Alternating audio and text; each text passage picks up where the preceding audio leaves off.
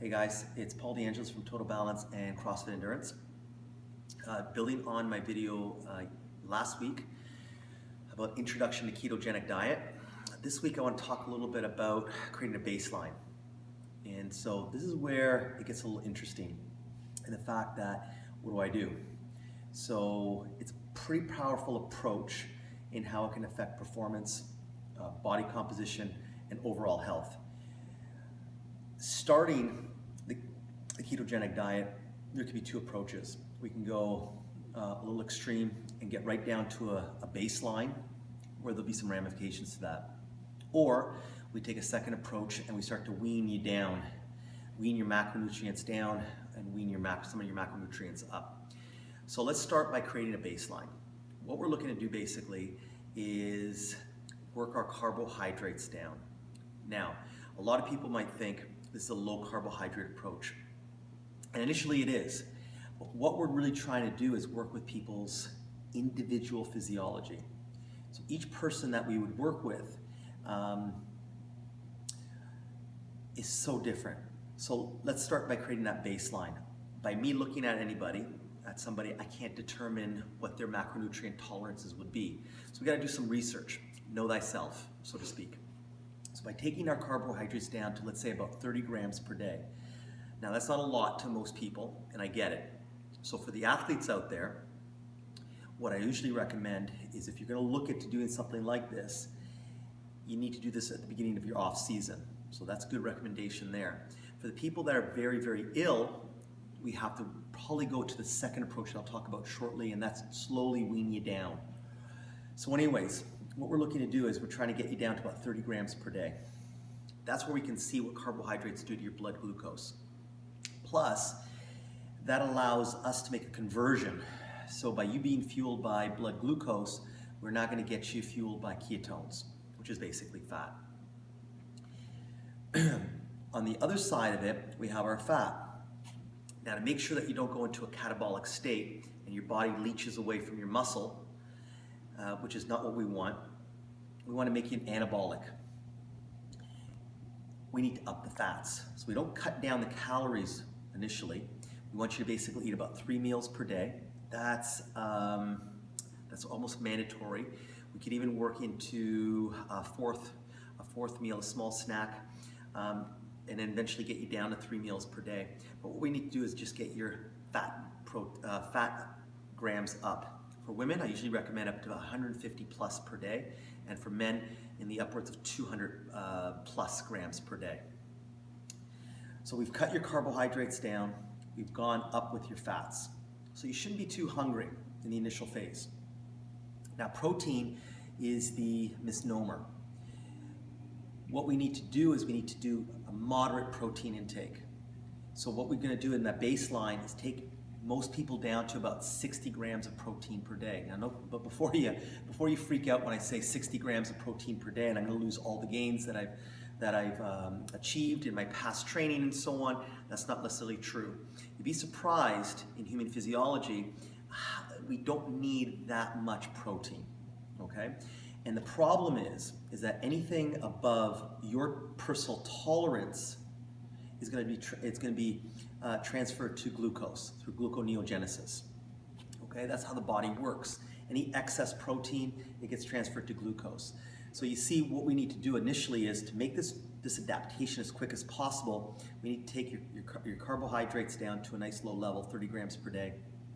But we also need to take your protein levels down to about 60 grams per day, and then we up the fats to about 150 for the women and 200 grams plus for the men. So you see, it's not your prototypical diet where we're actually starving you.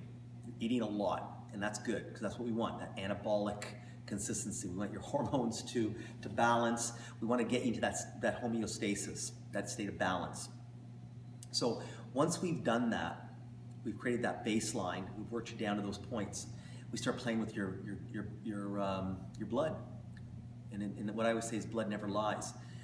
So blood glucose becomes really, really important, and you want to measure it fasted, you want to measure it post-workout, and you want to measure it potentially even after meals, because now we can see what that that decreased carbohydrate and protein intake is doing to your blood. And what we're going to see is we're going to see a regulation. We're going to see your blood glucose go down. And I'll talk about measurements next week. But what's going to start to happen is because we have an increase in our fat, we're going to see that the ketones are going to be starting produced.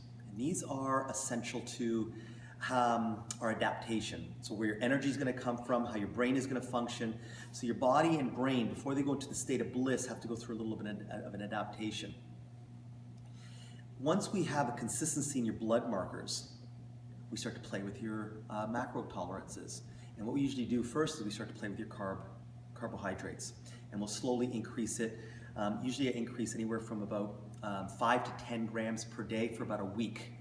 We got to see what the variables are. And so if we're playing just with your carbs, we can see, does it create a stabilization in your blood sugar? Does the blood sugar increase? So now we start to see what your tolerances are. Once we have set a baseline for your carb tolerances, and it could be anywhere from 10 grams per day for some people that are very carb sensitive and maybe very ill that we're working with, to some of our top performers, endurance athletes, even CrossFitters, that can be in the upwards of 100 grams per day. So you see, we can work your way up. We just listen to your blood to find what your individual tolerance is. So it becomes a very powerful approach. It takes a little bit of time for some people, but nonetheless, it's very powerful if you're willing to do the journey. Once we found your carbohydrate tolerance, we do the same thing with the protein. Okay, we don't want to mix the two because we got to know what's working and what's not working. We don't want to complicate this too much. So then from there we do the same thing. We slowly increase your protein tolerances and we let the blood determine, what's happening to your body at that particular time. So if we see an increase in blood glucose, we know, well, you've established your amino acid tolerances, and anything beyond that is really just being turned into glucose, and that's going to stunt your body's use of fat. Okay, and that's what we're ultimately doing, is get you to a fat adapted state. So if you can see, and the journey is different for everybody. For some people it might be weeks, for some people months, some people close to a year. It depends on how metabolically deranged or unhealthy a person has come to us on that health continuum. The fat, we play with the fat a little bit too.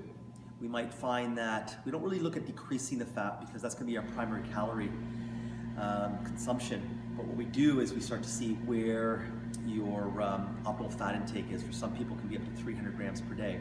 And again, I get it. For a lot of people, because of this this paradigm shift that we're talking about here, this concept of eating so much fat becomes very difficult. And really, to be honest with you, to make this a successful transition for the body, it really becomes a mind shift. And you really have to get your head wrapped around that this is actually pretty healthy for you, and this is actually very good for you, and the results speak for themselves. When working with people and we start to cut their carbohydrates and even their protein down and up their fats, it's really interesting to see that nobody gains any weight. If anything, they do initially lose that water weight. The kidneys do dump a lot of water. So I'll talk a little bit about what to do during that induction phase, but it's an extremely powerful method. And what we're doing is finding your individual tolerances. And when you do that, as always said, you get to know yourself better and what works and what doesn't work. And that's a powerful thing when you're a busy mother and you have kids to attend to, or father that's pulling in a lot of hours, or that athlete that's looking to take it to the next level. And that's really what it's about, is taking it to the next level, and not just talking about your performance in a gym or in an event, a proposed event, but in every day of your life. So stay tuned. There's a lot more information to come. Next week I'll talk a little bit about blood markers and that induction phase. But for now, subscribe to my channel, my YouTube channel. You can email me at paul@totalbalance.ca for more information about getting this individualized approach done for yourself. And I look forward to talking more about this. Thanks.